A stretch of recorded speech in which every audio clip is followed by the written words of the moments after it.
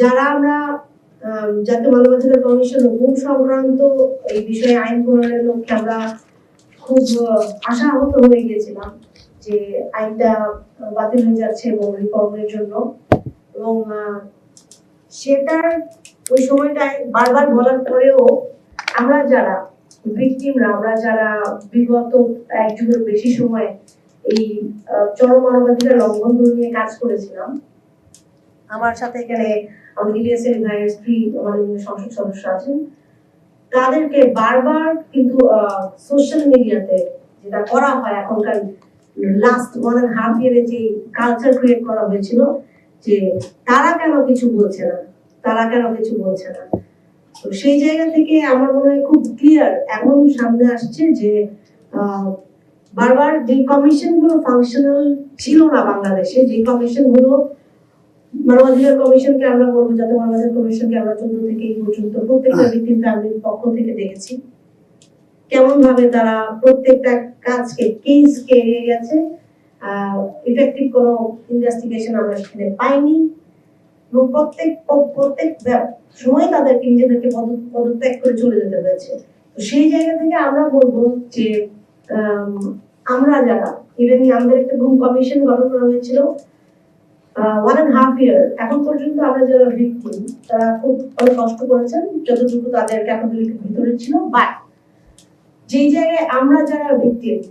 ছিলাম, যাদের ভাই বা হাজবেন্ড আমাদের মতো ফেরত আসে গুম হয়ে যাওয়ার পরে লং টার্ম, তাদের সম্পর্কে কোনো তথ্য রিসার্চ বা রিপোর্টে, যে রিসার্চের রিপোর্ট সাবমিট করা হয়েছিল 1.5 ইয়ার ধরে, সেইখানে খুব যৎসামান্য একটা জায়গায় একটা নাম্বার দেওয়া হয়েছিল যে এই মানুষগুলো ফেরত আসেনি। তো ওইখান থেকে আমার মনে হয় এই উদ্যোগগুলো যে আমাদের সত্য জানার যে অধিকার গুম সংক্রান্ত আইনে এখন আসছে, এগুলো খুব আর্জেন্ট আমাদের জন্য, যারা ভিকটিম থাকতো, যারা বাংলাদেশে এখনো অপেক্ষা করে আছে জানার জন্য। আমরা অলরেডি ওই সময়টাতে দেখেছি যে এই ফ্যামিলিগুলোর কাছে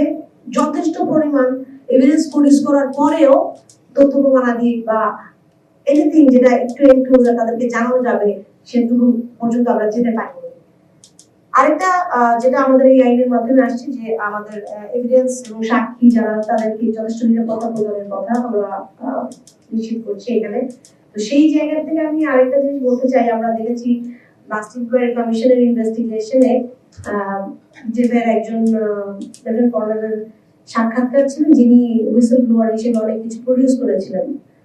পরবর্তীতে আমরা দেখেছি তাকে দেশ ছেড়ে পালিয়ে যেতে দেওয়া হয়েছিল। তো সেই জায়গাগুলোতে অ্যাকাউন্টেবিলিটি, হ্যাঁ, সেই জায়গাগুলোতে আমরা আসলে এই ইনস্টিটিউশনাল